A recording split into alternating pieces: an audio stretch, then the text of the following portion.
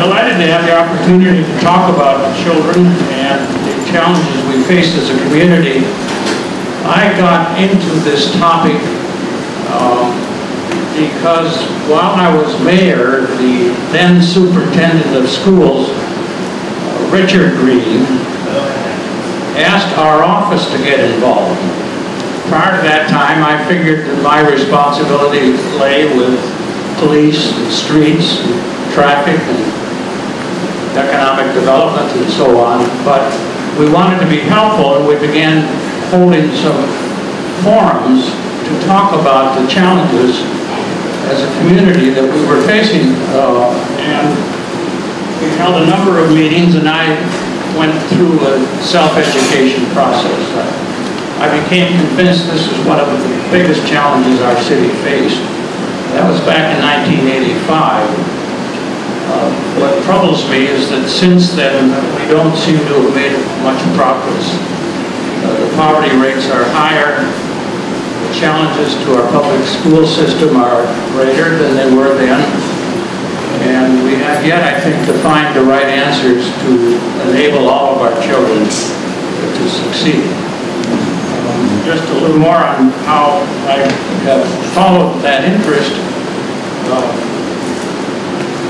My attention was on early childhood initially, and partly fueled by the research projects that have been carried on around the United States. One of them was called Abecedarian. It was a program of giving kids an opportunity to attend a quality preschool, and they've been tracking those kids ever since. Another one was for the parent-child centers in Chicago, which actually was through the public school system in Chicago, but a number of the schools provided for preschool and family support, and they've been tracking those kids now for 40 years.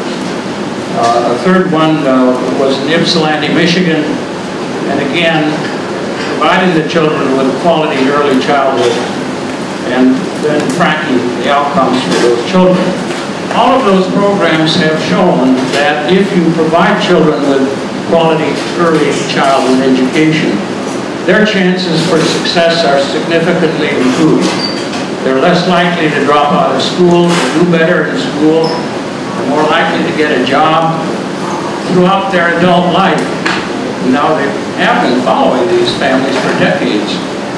They do better than the families or the children that didn't have that kind of benefit. So I was really convinced that that's what we needed. And we began working to try to move that agenda forward. We worked with the Head Start. We built them a new headquarters over on the north side. We started the Youth Coordinating Board. The first director of the Youth Coordinating Board is in the audience here. A fellow that's not too shy. He's now running for the school board, fortunately. His name is Dick Mammon, and he's sitting over there by the window. He's a very good guy. I shouldn't be partisan up here, but I think he's a good candidate. After I left the mayor's job, I ended up teaching at the Humphrey Institute on early childhood. And of course, I'm not a real expert, but I got somebody who was to co-teach with me, and that worked out okay.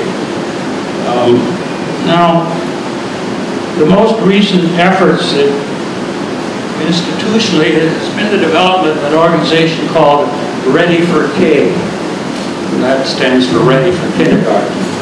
And the basic, simple premise of that organization is the fact that over half the kids who show up at kindergarten are not ready for school. They have various challenges.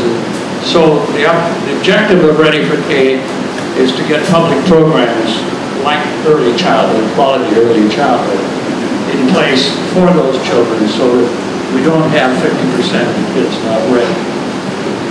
Todd Otis, who is a former legislator from South Minneapolis, is the president of Ready for K, and they've really done really good work. They've not only helped publicize the issue, but they have helped create within the legislature an early childhood caucus that's bipartisan. They have the majority of the legislature that has joined that caucus. And so the support has grown for early childhood. All we lack is the money. Governor Pawlenty has not shown a great deal of interest in providing money for early childhood. He doesn't provide money for anything else as far as I can tell. Well, that's the background. One of the points of discussion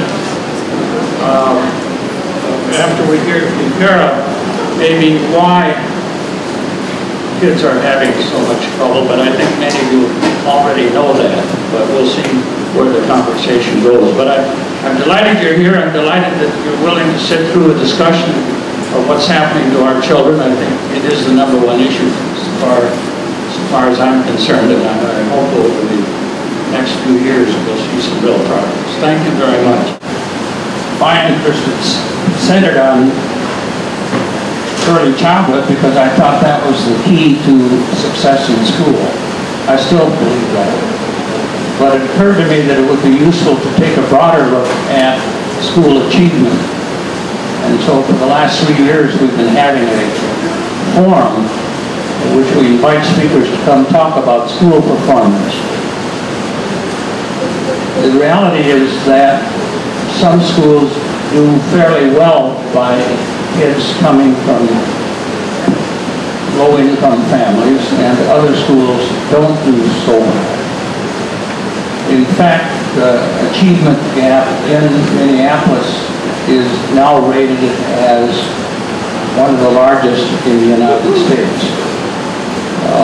I think we're like second place or something like that. We're doing badly, in other words. So within our group, we tried to come to some consensus as to what might make a difference in working with these children. One answer seems to be more time in school, longer school hours, longer school years. Another is to get the strongest possible principal at the head of a school. Principals are extraordinarily important in developing the kind of collegiality and working environment which encourages and supports children. So we talk about it a lot, and we've talked about it for 3 years, but at our last meeting a month ago, we had David Heistad, who keeps track of data for the Minneapolis Public Schools, come and report on what has happened on student outcome over the last 3 years. The answer was that with the very youngest children, there was some gain, but overall, we have made no significant progress over the last 3 years. And so the question now is, well, what's going to happen over the next few years? Are we going to continue at a fairly low level of achievement for these children? So we continue to struggle with that issue. In other words, we're looking at it from a broader context than just early childhood. Even if a child comes to school without the support of a strong early education, what can the schools do in order to help that child succeed? Some schools can do a lot for that child, and other schools are not doing that well. And that remains a persistent problem, I think, for the Minneapolis community.